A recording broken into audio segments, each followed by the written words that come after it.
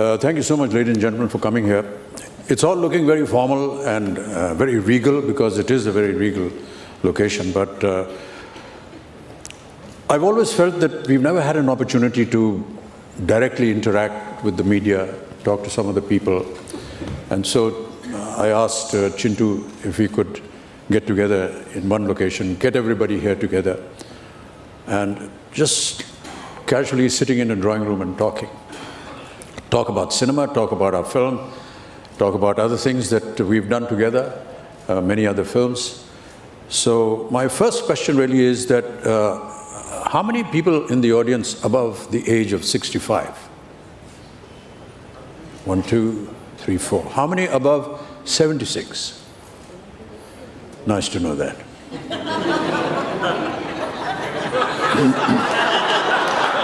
Thank you. तो कहने का तात्पर्य ये है कि ये जो हम लोग बैठे हैं 65 साल के और 76 उम्र के, ये तकरीबन 4 या 5 दशक से हम लोग फिल्मों में काम करते आ रहे हैं।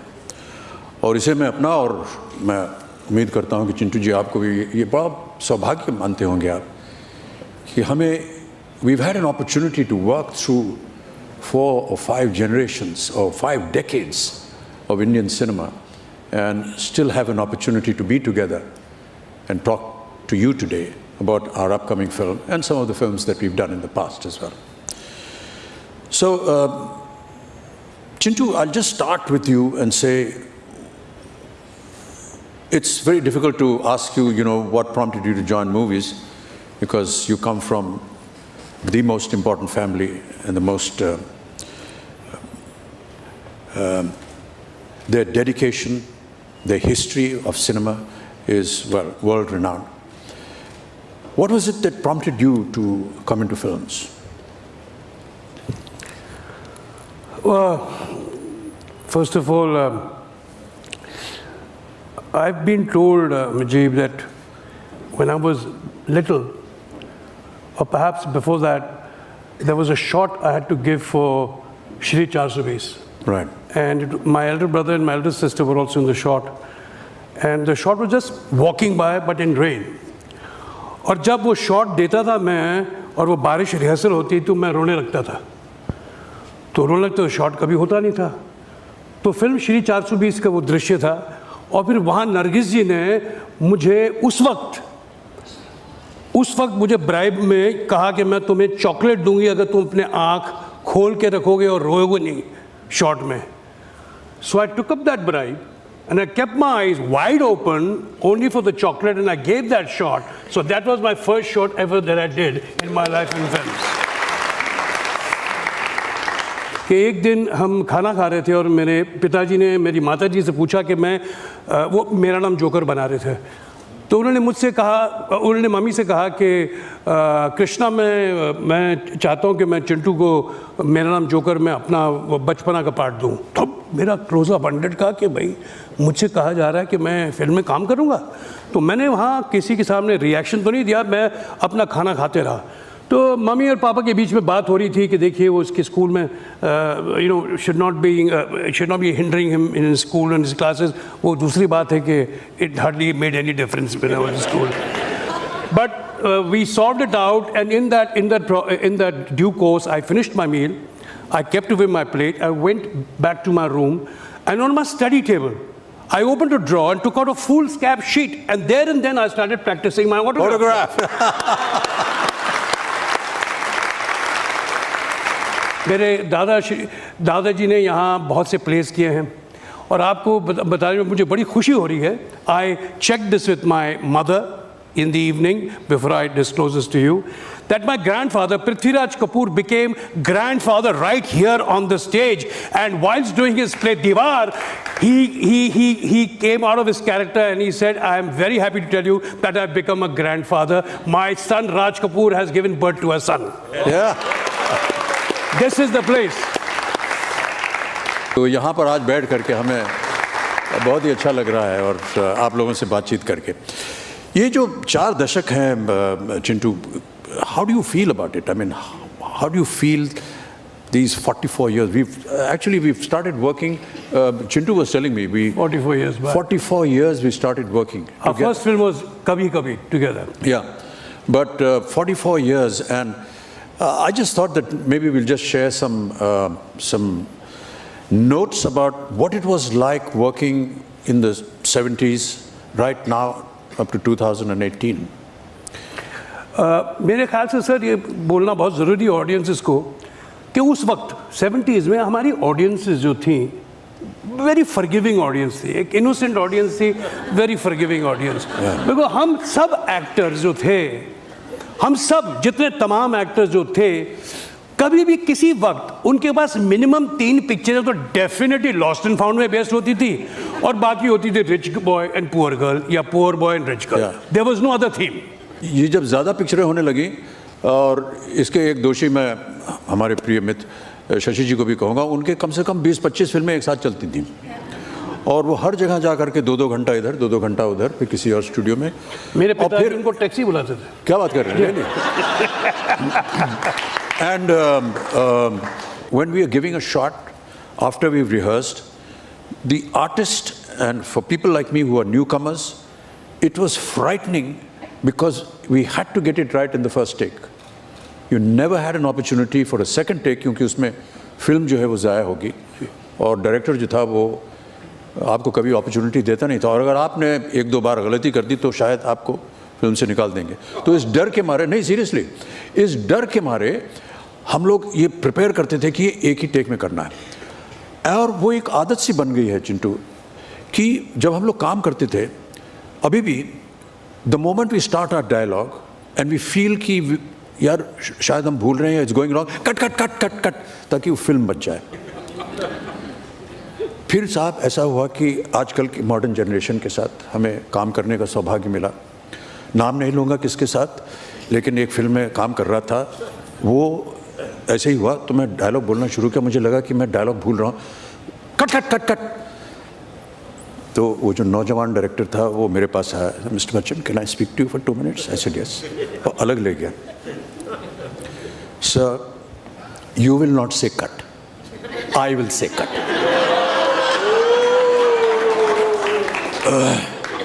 सो ही इज राइट, क्योंकि सर कोई रोक नहीं है ना, अभी डिजिटल पे कितने भी रीटेक दे दीजिए, कितने भी कुछ करते रहिए, there is no danger of time. So he is right. In the shooting of our film 102, many times we had this discussion and we said, यार why are you retaking this shot?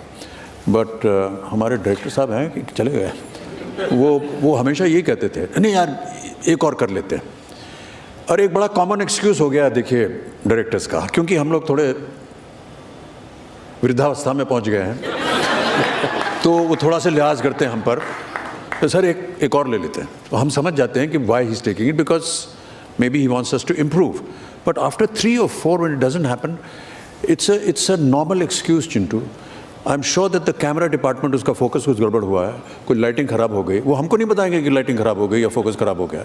वो कहेंगे नहीं sir, वो थोड़ा आप एक line थोड़ा सा ठीक कर दीजिए, तो उसको थोड़ा इमोशन और बढ़ा देते हैं उसमें, but it's actually their fault. Do you agree with that? हमारे साथ क्या होता था कि जब हम नए नए थे, मैं फिल्म बॉबी की बात कर रहा हूँ, तो हम गलतियाँ करते थे, हमको आते ही कुछ नहीं था, हमें बताया जाता था। तो जब रीटेक पे रीटेक होते थे तो director who was my father then, he is no father, he is a director on the sets. No daddy, papa, bauji, mama, anything, nothing. It's just saap and what the shot is. So he had a code word. His code word was, he used to ask his chief assistant director how was the shot, and if he wanted a retake, even after that, then he would ask the sound guy. In those days we used to have sync sound. He used to ask him, his audiographer was Alauddin Khan. So he used to say, Khan Sahab, shot kaisa hai? Those are things that, these are code words saying कि मुझे एक और चाहिए तो तुम बोलो एक और चाहिए. Why? I'll tell you why. Because what happens is, invariably, the actor becomes nervous when you start forgetting lines and you do not know, and you don't do exactly what your instructions are. So you could become nervous, and I've seen very senior actors, going through that phase, because they, if you're asking them one after the other, it becomes that sort.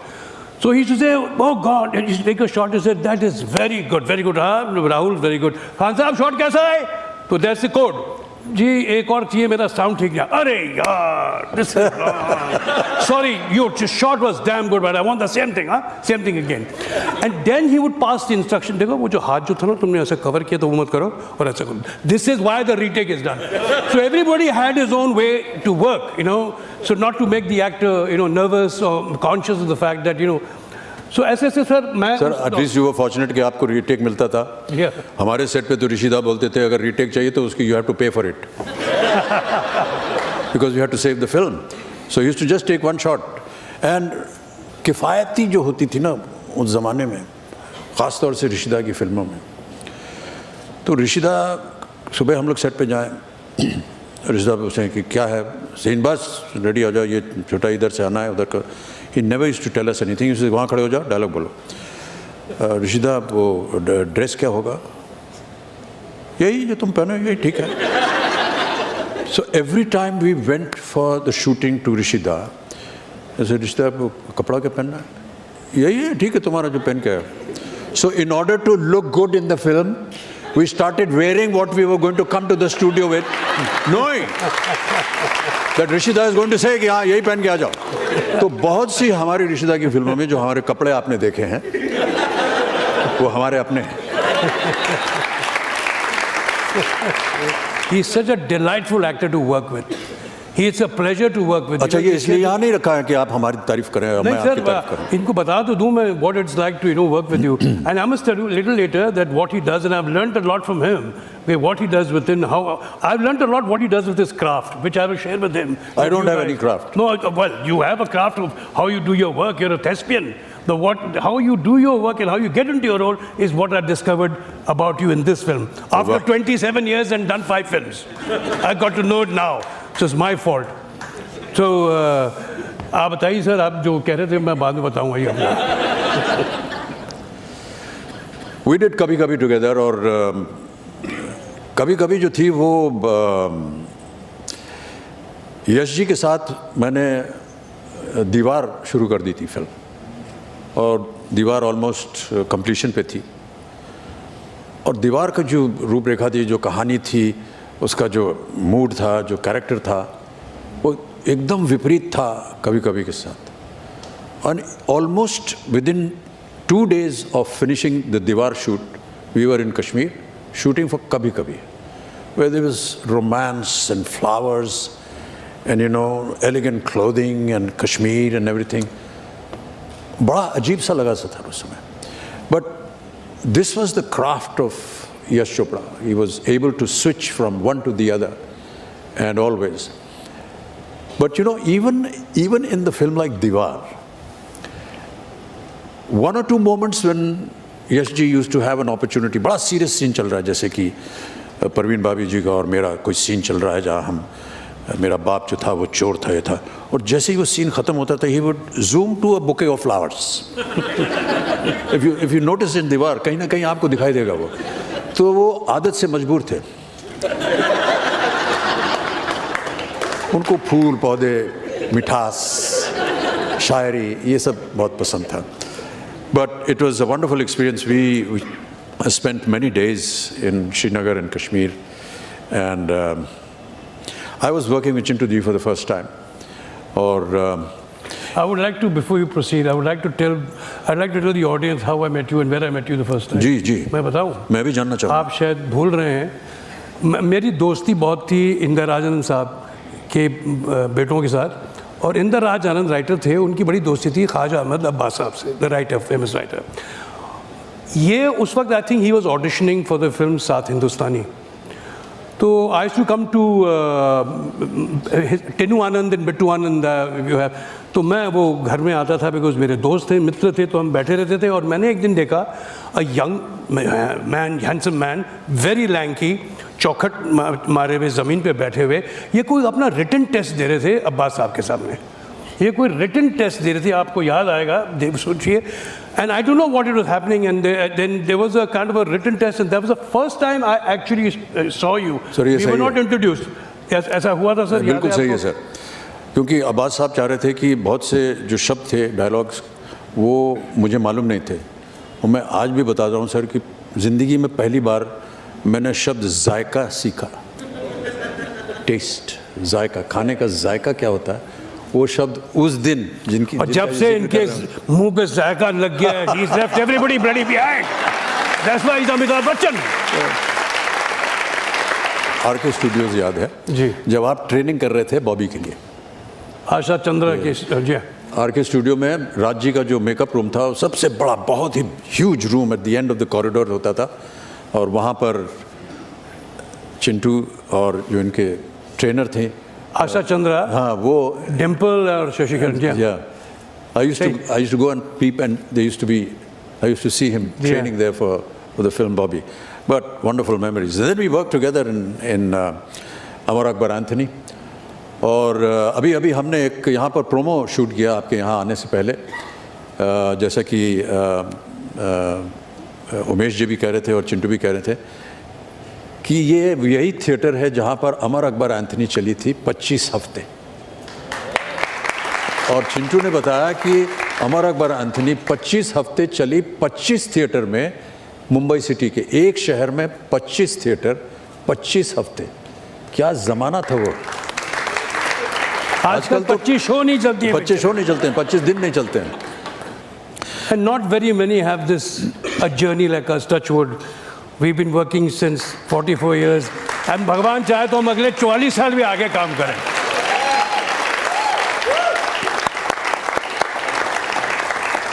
But you know, just to be with the mad genius that was Manmohan Desai, it was a huge joy.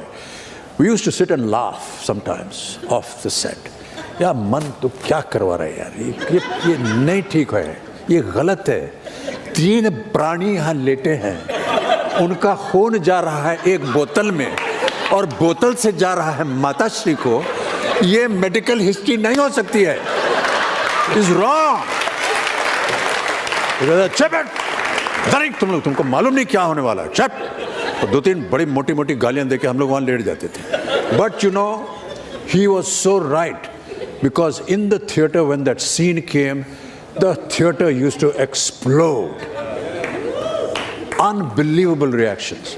But he, you know, हम लोग अब जैसे वो कई ऐसे scenes थे, और उसकी कहानी देखिए। अमर अकबर एंथनी का क्लाइमैक्स का गाना है, एक जगह जब जमा हो तीनों, अमर अकबर एंथनी, तीनों गा रहे हैं और विलन को पता नहीं कि Amar Akbar Anthony.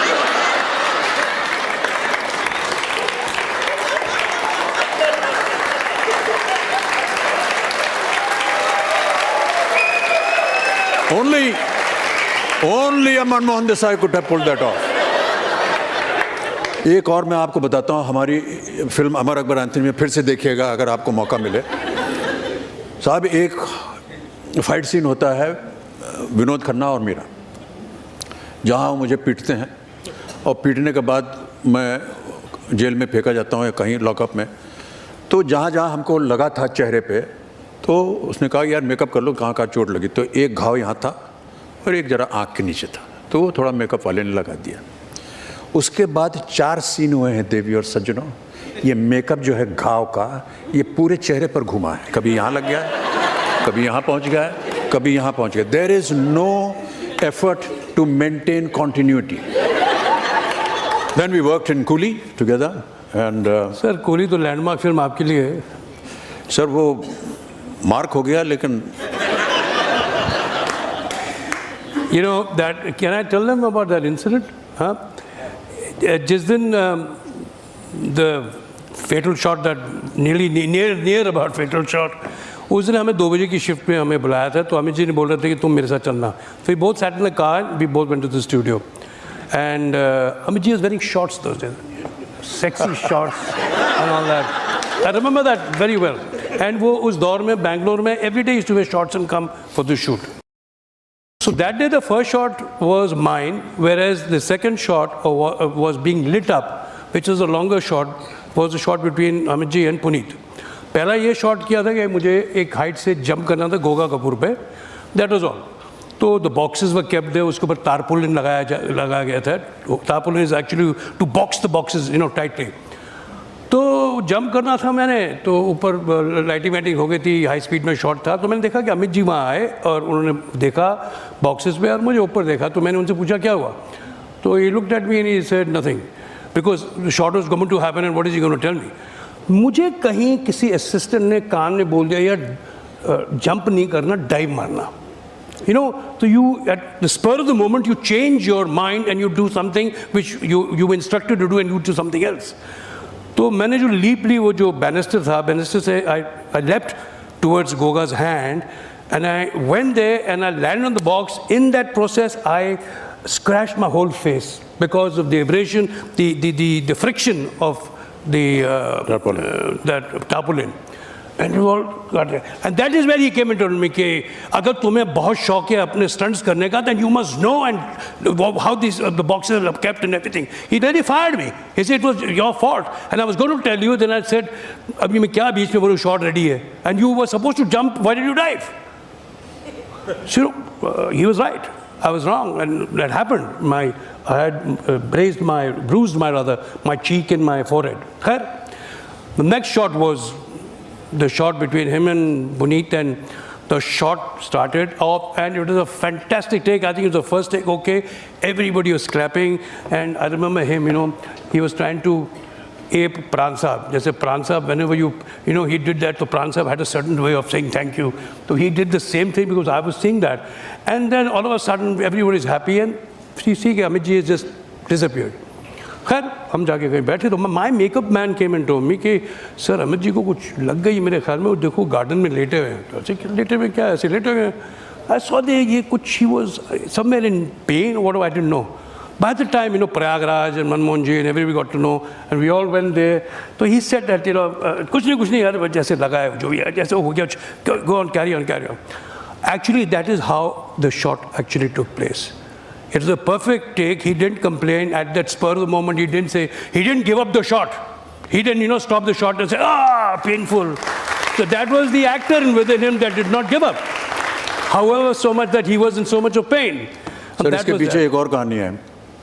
We had been working in Coolie for many days at a stretch. कई दिनों से बेंगलोर में सुबह 7-8 बजे से लेकर रात 10-11 बज जाते थे और यूनिट जो था वो थक गया था, बहुत मुश्किल में था और वो कह रहा था सर यू नो मंजी को बोलिए यार अभी एक साथ लगातार चले जा रहे हैं, यूनिट को ब्रेक नहीं मिला है, crew needs a break this that. तो मैंने कहा यार अभी बोलना ज़रा अजीब लगेगा बट करते जाओ, काम देखते हैं। तो जो ये बता रहे हैं जब ये शॉट हुआ और मुझे दर्द शुरू हुआ, so I just went outside and I lay down on the grass. 2-4 unit वाले आए हमारे पास, कहे साहब बहुत बढ़िया एक्टिंग कर रहे हैं, ऐसे करीब पैकअप हो जाएगा। तो they thought that I am heard them कि ब्रेक नहीं मिला है कई महीनों से, तो ये ब्रेक करने के लिए ये एक्टिंग कर रहा है यहाँ पर, ये अब हमको ब्रेक मिल जाएगा तो हमको एक दिन की छुट्टी मिल जाएगी। But of course that was another story, but nobody knew what was going to become of that. मैंने अपनी तरफ से इनको शाम को हेडेक्स भेजा था जैसे कि हेडेक्स ने कुछ करना था इनको। क्लाइमैक्स का गाना होता है, जैसे मनमोहन देसाई की हर पिक्चर में गाना होना चाहिए, extravagant set and this that. तो ये बने थे matador with Hema ji and I was a Charlie Chaplin and Mr. Shatrughan Sinha was playing a Cossack dancer. Excuse me, Cossack dancer. Shatrughan Sinha was playing a dancer with Reena Roy being his Zarina or whatever.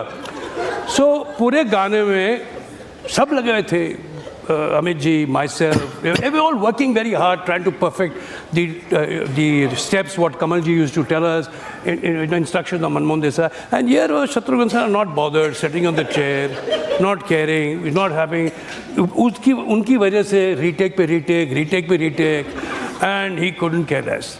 So then Manmohan ji got an idea and told his assistant to tell the junior artist supplier to see कि ऐसा कोई लंबा आदमी हो जो dancer हो, अगर वो उसे लाया जाए तो बेटर है। तो खैर what happened was he was called to actually do a double of Shatrughan Sinha and do that Cossack dance to do it.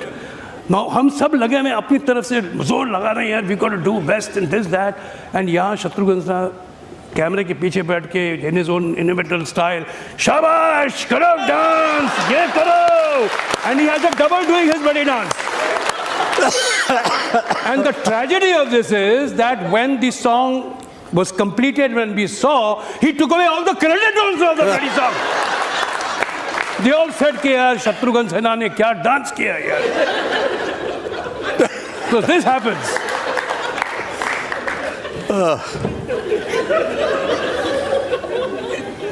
But they were good times.